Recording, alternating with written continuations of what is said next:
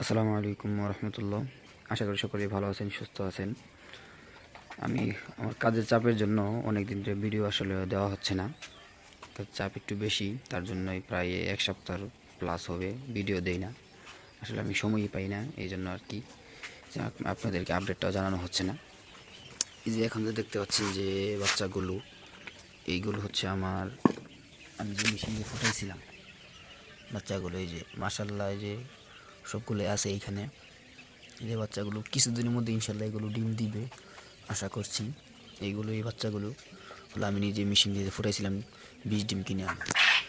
তারপর আবার যে আমি কিছু বাচ্চা কিনে আনছিলাম 10 দিনের বয়সের, এইখানে আছে এইগুলা বাচ্চাগুলো। এখানে 10 দিনের বাচ্চা আমি কিনে আনছিলাম। এখানে দেখতে পাচ্ছেন যে 200 পিস বাচ্চা কিনে আনছিলাম। আমার হিসাব মতো 2টা বাচ্চা মারা গেছে, তাহলে 198 পিস থাকার কথা। এখন তো গোনা হয় নাই কয়টা আছে সঠিক বলতে পারতেছি না। এগুলো হচ্ছে আমার 10 দিন বয়সের কিনা। তারপর যদি আপনাদেরকে আমি দেখাই যে আমার এই যে এখানে কিছু বাচ্চা আছে, এটা হলো 16 দিন। মাশাল্লাহ এখন ভালো আছে। এখানে 222 পিস বাচ্চা রাখছিলাম, 2-3টা মনে মারা গেছে। এখানে বাচ্চা হলো 222 পিস, কোনো গোনা হয়নি কয়টা আছে। আর যদি আপনাদেরকে আরও দেখাই, আমি এই বোর্ডারে আমার কিছু বাচ্চা দেওয়া আছে, এই বোর্ডারে কিছু বাচ্চা দেওয়া আছে, এই যে বোর্ডারে কিছু বাচ্চা আছে। এগুলার বয়স আজকে ধরেন 4 তারিখে আনছি, আজকে 11 তারিখ, 8 দিন বয়স হইতেছে এইখানে।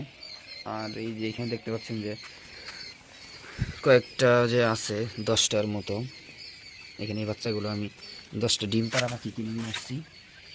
এইগুলো আমার ডিমের পাখি, তারা ডিম দেই, 3টা 4টা 5টা করে ডিম দিচ্ছে। এগুলো ডিমের পাখি, এই 10টা ডিমের পাখি। এটাই আমার খামারের আপডেট, ভিডিও দিই না।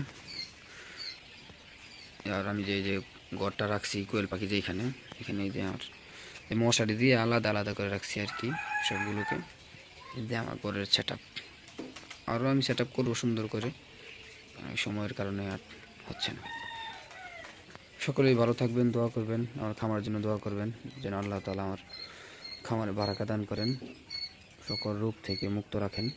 সকলে ভালো থাকবেন। আসসালামু আলাইকুম ওয়া রাহমাতুল্লাহ।